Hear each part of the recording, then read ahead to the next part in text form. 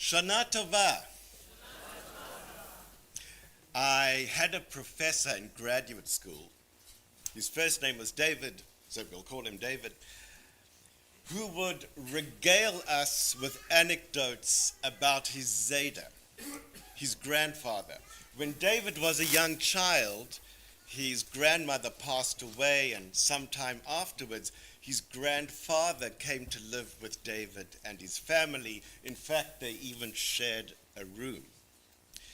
David Zayda was a frumma Yid, an observant Jew who kept Shabbat in a very traditional way. Aside from his love of Judaism and his family, his other great love in life was opera. One of his greatest joys was to listen to the Metropolitan Opera broadcasting matinee performances live on the radio, and therein lies the problem. So, on Shabbat, since its initial broadcast back in 1910, I looked it up, when does the Metropolitan Opera broadcast matinee radio? On Saturday afternoons. So, if you're an observant Jew who loves opera, you can see where I'm going with this. If you're an observant Jew who believes that one shouldn't turn on or benefit from the radio or TV on Shabbat, what are you to do? And so David Zayda would say to him on a Saturday afternoon, shortly before the broadcast was to begin, he'd say, Davido, maybe there's news about Israel. You should probably turn the radio on and leave it playing just in case. Problem solved. David's grandfather got to listen to the Met on Shabbat afternoons. For the most part, Israel held its own, and everyone was happy. My family and I live in Pittsford. It wasn't our first choice for a number of reasons. What drew us there was the schools and the special needs facilities that they could offer my family. One of the main reasons why I would have preferred to live in Brighton is because it's important to me to observe Shabbat by not driving.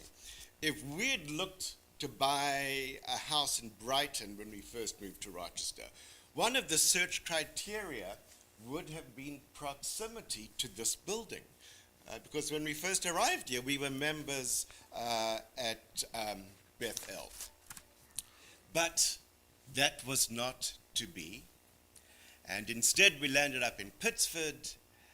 And while I was, and all these years later, still am unhappy that in order to get to shul, it means I have to drive, I made the choice that my children's needs came first, and that I would have to deal with the driving issue and not make it my children's issues. And so 99% of the time, barring some emergency, on Shabbat, I get in my car, I drive from home to shul, and then I make the return journey, and that's it. In fact, because of my reluctance about driving at all, when I drive to shul and then home again on Shabbat, I don't even turn on the radio in the car. I purposefully leave it off. Because both conscious and uncomfortable as I am with driving on Shabbat, I still try to do what I can to minimize what I'm concerned is a violation of Shabbat. And so my drive is quiet, it's quite nice. By the way, I also make sure not to exceed the speed limit on Shabbat. Why? Because on Shabbat I don't carry my wallet in my pocket, which means I don't have a driver's license on me. You get the picture. I'll openly admit, though, that there was a Shabbat when I made the decision to drive my car with the radio on. It was almost exactly a year ago, and I did so because I was concerned that there would be news from Israel. October 7th, 2023, to be precise. News had got to me before leaving home that morning that some kind of tragedy had erupted. An attack by Hamas. About 100 people were feared dead. The details weren't clear yet. My friends, there are some years when rabbis go in search of topics to speak about on the high holy days. This year, the topic has come in search of us. At one of the most important annual gatherings of rabbis of all different denominations, which takes place every summer at the Shalom Hartman Institute in Jerusalem, where rabbis of different denominations learn together and explore issues of contemporary Jewish concern together. Rabbi Ed Feinstein of Encino, California, has led a session called High Holiday Sermon Seminar for many years. This year, Rabbi Feinstein introduced the session as follows. I've been doing this seminar for many, many years here at Hartman. This is the time of year when rabbis ask themselves, what are the things we should be talking about this year on Yom Tov? We all know what we're going to talk about. Rabbi Feinstein continued. We've all been through and are going through an extraordinary moment in the life of the Jewish people and a historic moment in the life of our communities.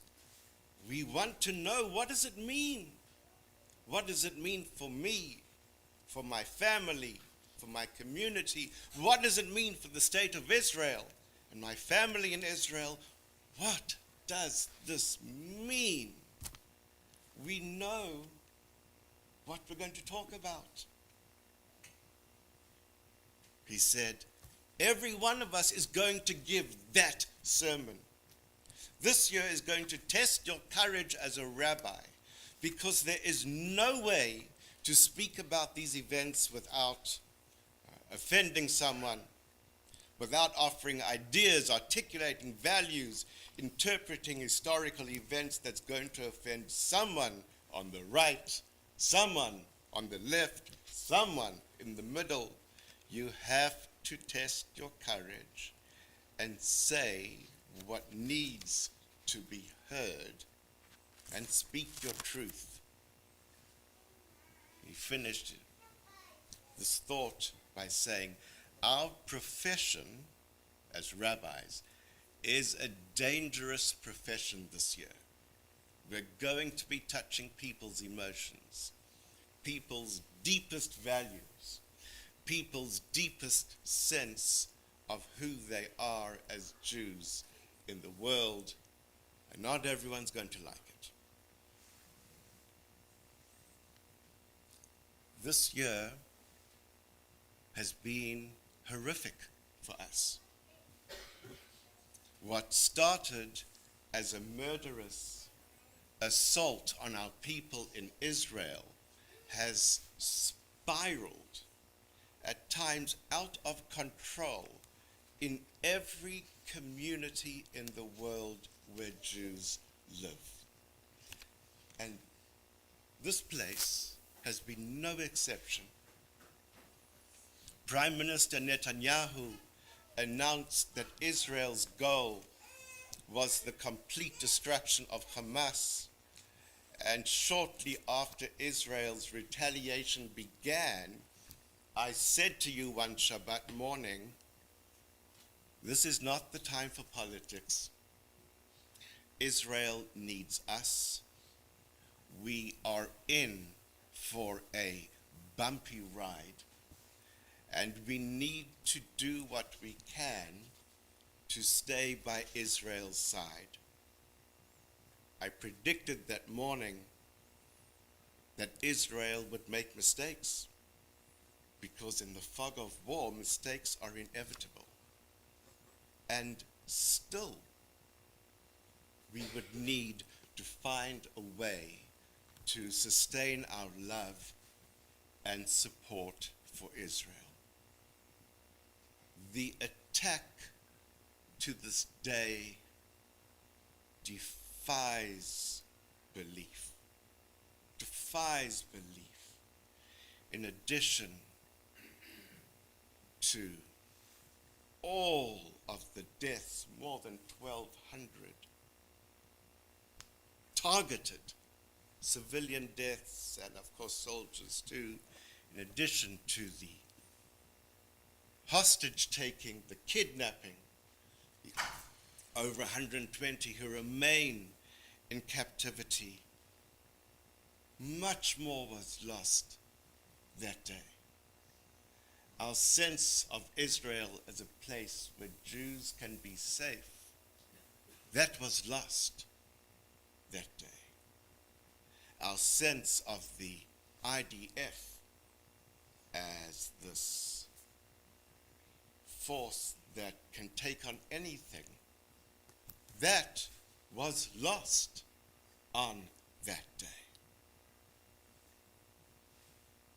The first earth-shattering tragedy to befall the Jewish people was the Churban HaBayit, the destruction of the temple in Jerusalem, and the subsequent exile of people from Israel in 586 BCE.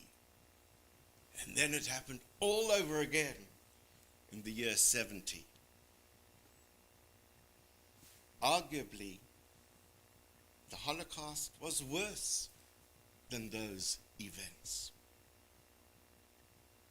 Well, if the Holocaust was worse, October 7th is the worst thing that has happened to the Jewish people since the Holocaust. And like or similar at some level to the Holocaust, denial of last year's pogrom began while the event was still happening, while it was still underway. In no time, allegations were heard that the live videos of the slaughter were an Israeli plot. It reminds me of the destruction, for example, of Treblinka. By whom? By the Nazis themselves as the Soviet forces were approaching. They removed the evidence, which meant that any claims of Nazi slaughter had to be nothing other than Jewish hysteria. Well, we know all too well how these events have gripped the world and have had a direct impact on the entire Jewish world too, without cataloging the ubiquitous spikes in global anti-Semitism. We remember the question asked of the president of Harvard, no less. Does calling for the genocide of Jews violate your university's code of conduct or rules regarding bullying and harassment? Yes or no?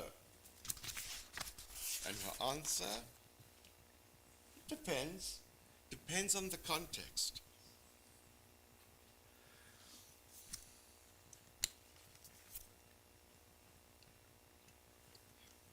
And aside from the discussion outside of the Jewish world, we know, many of us know, all too well the impact these events have had within the Jewish world.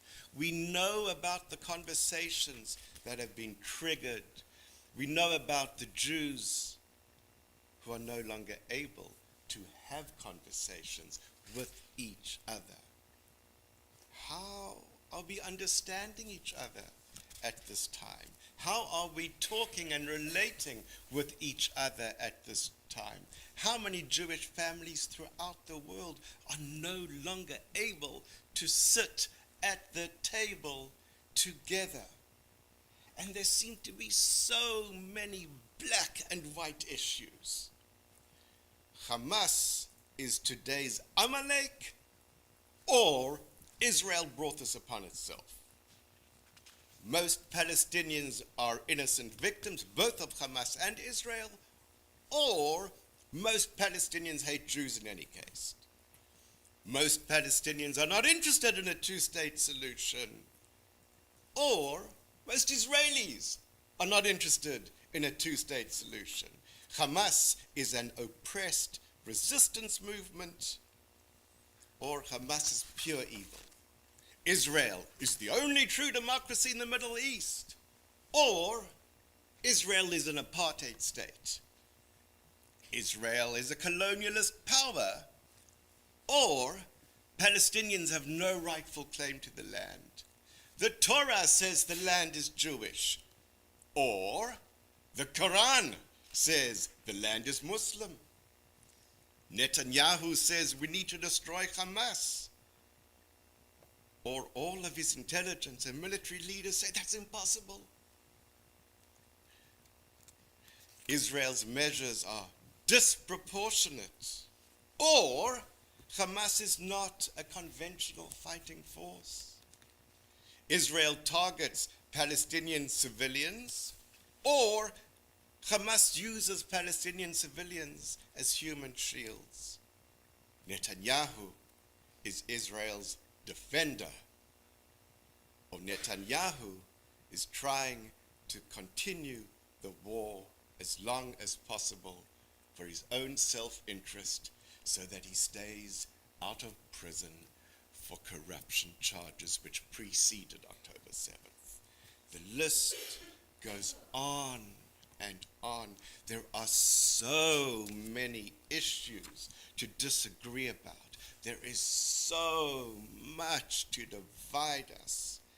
And so many of us have seen this among people we know, especially younger people. The Jewish community in Boston is going to be holding a program, how to relate to your children who hate Israel. In my own extended family, there's one individual who appears to identify more with Palestinian victimhood than Israeli victimhood, and there's plenty victimhood to go around, make no mistake. And there's another person for whom Israel can do no wrong. Israel should never be questioned, and if you do question, that means you hate Israel. And let's not forget either that black and white are not the only ways of looking at something complex. There's the space in between where most of us spend most of our time.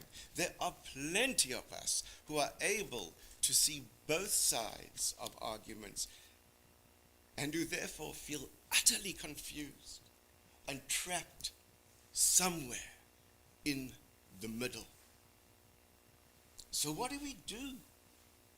How do we possibly find any glimmer of a light at the end of the tunnel? What is the way forward? Judaism has been a history of paradigm shifts.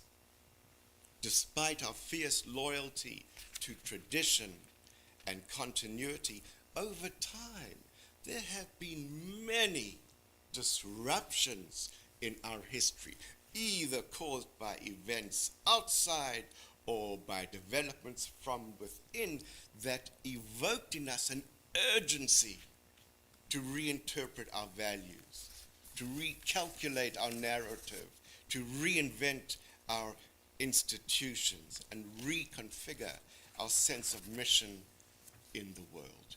When necessary, we change. We change modes and innovate and introduce a new way forward.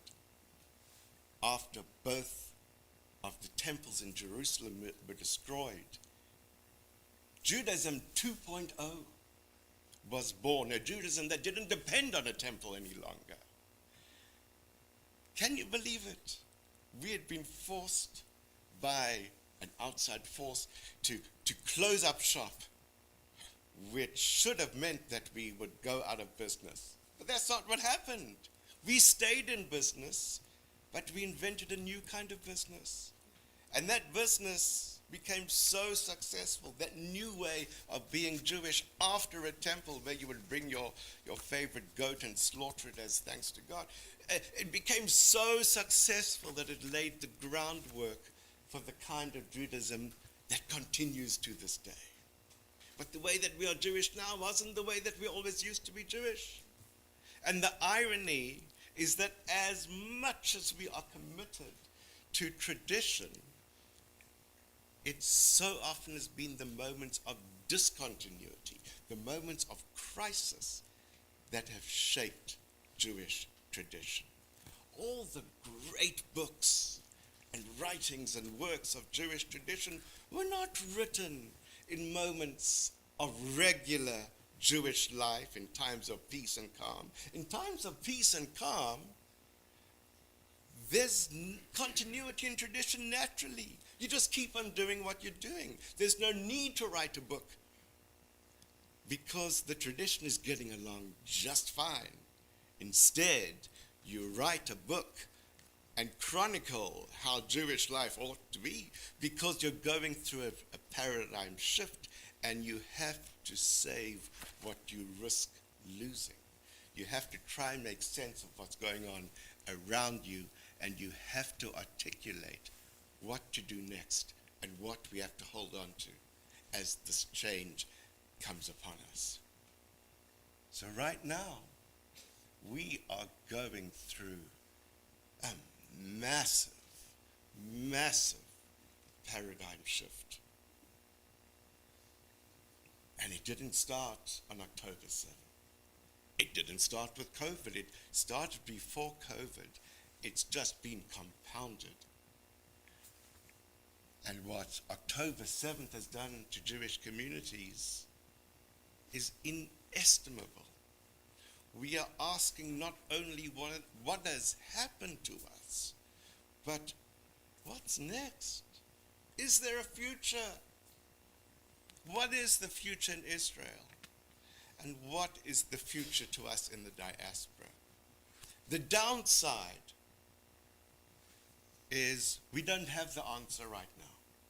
And that is very, very stressful, not having the answers. The upside is that based on our long history, which has repeated itself time and time again, we will have a future. There is reason for hope. We know that a period of creativity and innovation and a pursuit of new solutions that will make us thrive lies ahead of us. It's not a hope that requires us to keep our heads in the clouds. Neither is it a hope that's based on keeping our heads in the sand, but it's a hope that is firmly established in the self-knowledge of who we are, who the Jewish people is. It's a determined dedication to what we are capable of because we have done it before, over and over.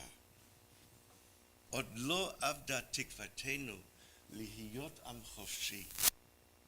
Our 2,000-year-old hope, hatikva, our dream of being a people that is free to thrive has not been lost. It lives on if we allow it to. Hope is really the only solution.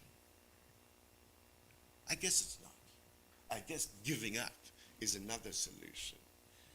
But hope is the only viable alternative, which is not to say that this past year has been wonderful or even just mildly terrible. Our tradition teaches us in an ancient poem, a piyut called Achot Ketana, please, may the old year and its curses come to an end, and may the new year and its blessings begin. May the new year indeed begin for you, for all of us here, for all Jews everywhere, for that matter, for all Palestinians, for all people. May we all be the change that we yearn to see. May we all be the peace that we yearn to live with. Shana Tova.